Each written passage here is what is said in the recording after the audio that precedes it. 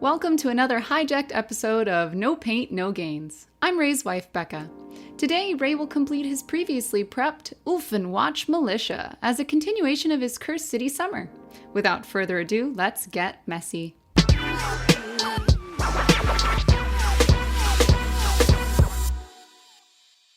Here we have our prepped militia. You can reference these prep steps in the video posted in the description below. First, the cloaks will be painted because they have the largest surface area. To make them this cool blood color, he used a 3-to-1 mix of Mephiston red and black, adding some glaze medium to thin the consistency a bit. Next up is the armor. The reference art featured an interesting blue tint to the armor that inspired Ray. To make his version, he made a 3-to-2 mix of Kabalite green and Stegadon scale green, with a drop of gunmetal for a slight metallic sheen. This also required a bit of glaze medium for thinning. I think the cool tone contrasts well with the cape, making the Ulfenwatch the most fashionable undead on the battlefield. All the bone areas were then carefully based with Ushabti bone, trying not to obscure any fine details. He continued with all the other metallic areas on the mini. The shields, chainmail, spearheads, and swords were all based with shining silver. Then Ray used Wyldwood on the leather straps, the spear shafts, and on the wooden shield handles. Wyldwood was also applied to the bottom half of the shields, then feathered out towards the upper half with a clean, damp brush. This drags out the pigment to create a gradient without adding more paint. He did the same feathering technique on the swords as well. Ray picked this up from watching Juan Hidalgo's guide on his Ulfenwatch, and the effect looks awesome when finished. With all the sections of the model base coated, you should have something that looks like this. Wash time! He'll be washing certain parts of the mini to darken them down before beginning to highlight, starting with the bones using Agrax Earthshade. To enhance the blue appearance of the armor plate, he washed all the armor pieces with a generous coating of Drakenhof Nightshade. This step can be messy, even by this channel's standards, so be careful not to get any of the wash on the previously painted areas. The last wash applied was Seraphim Sepia.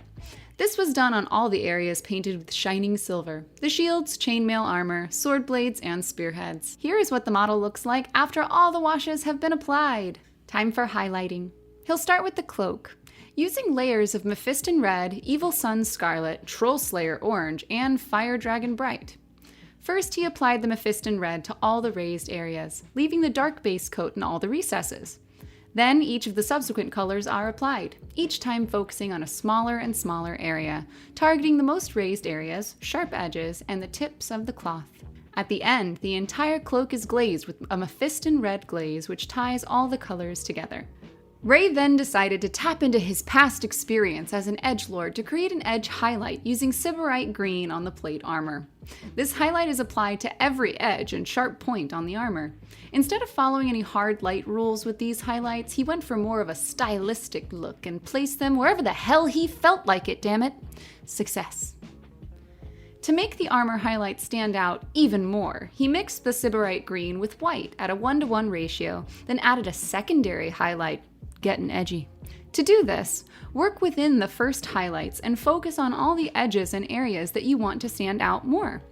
He also used this mix to sketch in some small scrapes and scratches on the armor, and added some Ryza Rust technical paint to all the indentations on the armor to simulate wear and tear over many years. Afterwards, he used some dirty bone to highlight all the bony areas. Damn it, you just washed those. For the skulls, focus on the face and the top of the head, while leaving the dark recessed areas alone. For the leather straps on the back and the wooden spears, he used some harvest brown to bring out the edges and create some contrast against the dark Wyldwood base coat. He then used shining silver to pick out all the edges of the shields, spearheads, and sword blades, also adding small highlight dots to the links in the chainmail armor, focusing on the lower portions of the chain links. The model wielding the banner is a little different. Besides, well, holding a banner, he also has a sheath for his sword. Ray based the sheath in Wyldwood, the metal portions with shining silver, and the leather straps with a Doombull brown. Then he highlighted the sheath using harvest brown and washed the metal with Nuln oil. When highlighting the leather sheath, try to be irregular with your brush strokes, as it will read as worn leather better than if your lines are all clean. For the banner itself, he base coated with some of the Mephiston red-black mixture used on the cloaks that he had left over, recycling. He then drew a line on the front of the flag to indicate a color change that he'll implement later. Once dry, he highlighted the back half with some evil Sunz Scarlet. For his next impressive feat, Ray added his first free-handed image to the banner. I'm so proud! He wanted to illustrate the symbol for Baal, the god of murder from Dungeons & Dragons.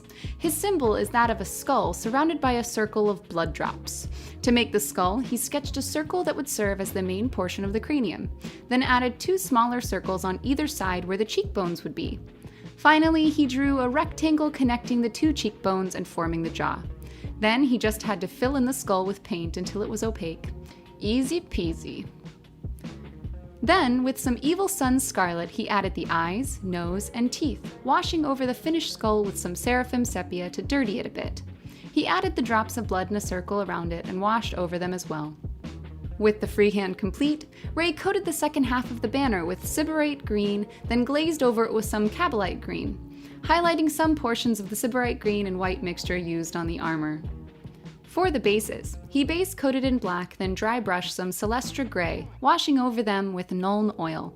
Remember to rub your brush back and forth to remove the majority of paint from the bristles before dry brushing your model.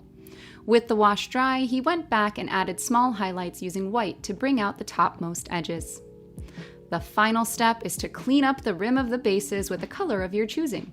Ray uses black for the majority of his miniatures, so he's gonna use it here too. And with that final touch, these miniatures are complete.